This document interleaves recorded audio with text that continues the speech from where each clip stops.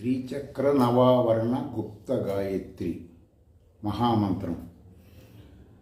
ఓం హ్రీం ఓం కయ్యేయీల ఐం హ్రీం ఐం సికివాహనాయ విద్మహే ఐం క్లీం సౌః హసక హల క్లీం హ్రీం క్లీం శక్తిహస్తాయ ధీమహి ఐం ఈం ఔః సకల శ్రీం హ్రీం శ్రీం తన్నో కౌమారి ప్రచోదయాత్. శ్రీచక్ర నవావరణ గుప్త గాయత్రి మహామంత్రం అంటే ఈ ప్రపంచంలో ఏ మంత్రముతో కూడా దీనిని కంపేర్ చెయ్యలేనటువంటిది. సర్వశ్రుతులు సర్వ వేదములు అంగీకరించిన మంత్రమే ఇవి.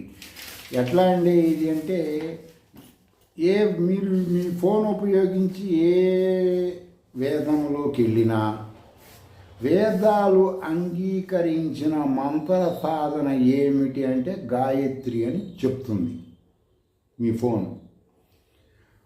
మరి గాయత్రి అంటే దాని వేదం చదువుకున్న వాళ్ళు త్రికాల సంధ్యావందనంలో వాళ్ళు చేసేటువంటిది. గాయత్రి అంటే ఒక మంత్రం కాదు, దానికి ముందు వెనక పూర్వాంగము ఉత్తరాంగంగా కొన్ని ఉంటాయి, అవన్నీ కలిపి చేసేది గాయత్రి.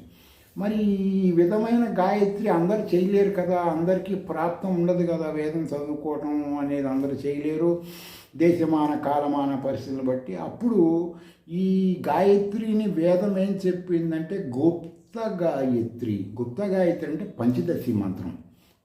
దీనిని సర్వశ్రుతులు అంగీకరించినాయి.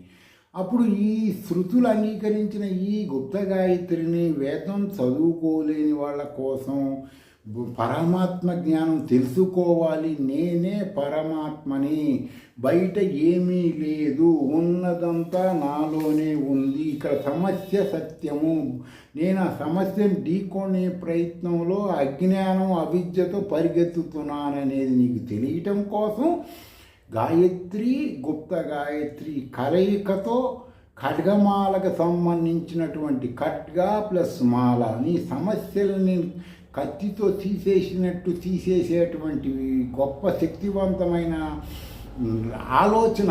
మంత్రం అంటే ఆలోచన.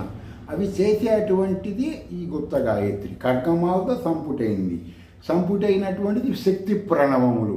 ఒక ప్రణవముకే ప్రళయాలు వచ్చేటువంటి విధంగా ఉంటుందంటే అనేక ప్రణవములతో ఉన్నది ఈ శ్రీచక్ర నవావరణ గుప్త గాయత్రి.